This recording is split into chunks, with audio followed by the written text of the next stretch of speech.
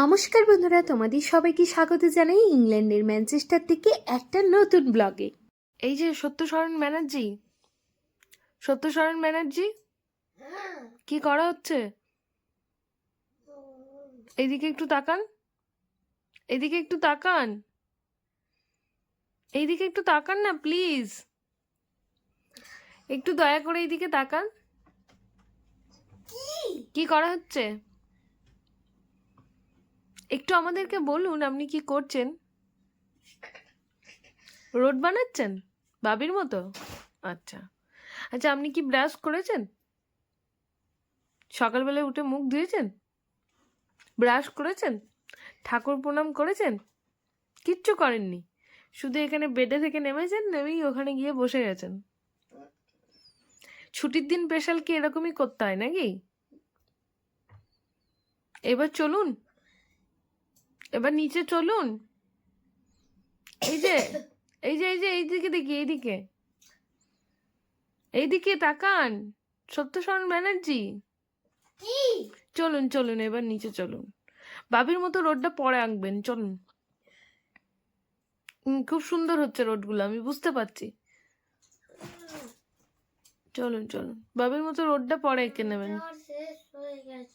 ও শেষ না করে ওঠা যাবে না? এখনো তো অনেক বাকি আছে, ওটা তো এখন কালার করতে হবে, কত কিছু করবেন। এই পাশে যেটা খুলে রেখেছেন এটাই কি বানাচ্ছেন নাকি? পাশে বাম পাশে যেটা খুলে রেখেছেন। জানো তো, বহু দিন পর আমি শনি রবিবার দুদিন একসাথে ছুটি পেয়েছি। একসাথে ছুটি পাওয়াটা আমার ভাগ্যের ব্যাপারই বলতে পারো। 3 জানুয়ারি এই একসাথে এই দুদিন খুব আনন্দ করে কাটাবো বলে ঠিক করেছি। শনিবার দিন ঘুম থেকে উঠলাম যথারীতি লেটে উঠে বানিয়ে নিলাম হচ্ছে তোমার এই কচুরি, আর সাথে হচ্ছে এই আলুর তরকারি।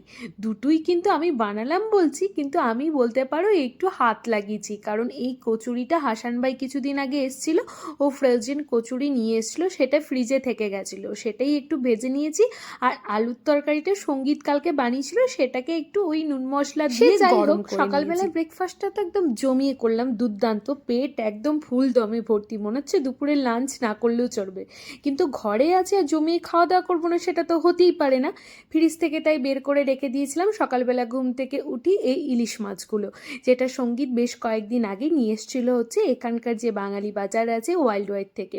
আর মাছের সাইজটা দেখো বেশ কিন্তু বড়, মানে আমার হাতের একদম অর্ধেক একটা বলতে পারো, আমার আঙুলের থেকেও বড় হচ্ছে এই মাছের সাইজগুলো।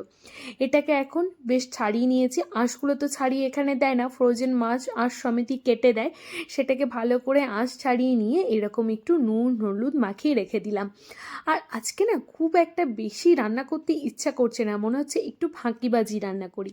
আর ইলিশ মাছের এখন যে আমি এই ফাঁকিবাজি রান্নাটা করব, এটা খেতেও কিন্তু দুর্দান্ত স্বাদেরই হয়ে থাকে। আর আমরা সবসময় এই কাঁচা ইলিশের এই ফাঁকিবাজি রান্নাটা খেতে খুবই ভালোবাসি। যাই হোক, ইলিশ মাছটাকে এখন নুন হলুদ মাখিয়ে বেশ কিছুক্ষণ রেখে দেবো, ওই 0.5 ঘন্টা থেকে 1 ঘন্টা মতো, তাহলে ইলিশ মাছের মধ্যে বেশ নুনটা ভালো পরিমাণ ঢুকে যাবে।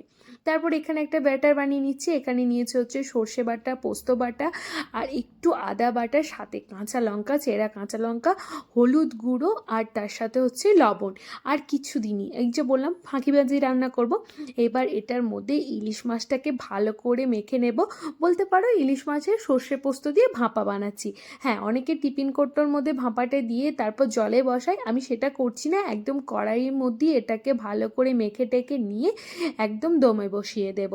বেশ কিছু ঝামেলা নেই, একদম ঝটপট হয়ে যাবে। দমে বসিয়ে ওই 15 থেকে 20 মিনিট মতো লো ফ্লেমে রেখে দেবো, তাহলেই কিন্তু ইলিশ মাছটা রান্না হয়ে যাবে। আর আমাদের কিন্তু ইলিশ মাছের এই রান্নাটা খেতেই খুব ভালো লাগে। সাথে একটু দেখো জলও দিয়ে দিয়েছি পরিমাণ মতো, আর উপর থেকে দিলাম হচ্ছে কাঁচা সর্ষের তেল। এই মাছটার মধ্যে কাঁচা সর্ষের তেল আর কাঁচা লঙ্কার যে একটা ফ্লেভার আসে, ওটাই অপূর্ব স্বাদ লাগে। কালারটা তো দারুণ চলে এসছে, দেখে মনে হচ্ছে রান্না হয়ে গেছে, এত সুন্দর একটা কালার চলে এসছে। খেতে কেমন হবে জানি না। আর আমি এইদিকে তো যখন মাছটা মাখাচ্ছিলাম, আমার ছেলেও কিন্তু মাছ খেতে খুব ভালোবাসে, ও এখানে পাশে থেকে এসে স্নান টান ওর সারা হয়ে গেছে, এখানে পাশে থেকে এসে আমার রান্নাগুলো দেখে যাচ্ছিল। এই দেখো লো ফ্লেমে রেখে দিয়েছিলাম 20 মিনিট, তারপরে দেখো মাছটা কি সুন্দর কালার চলে এসছে।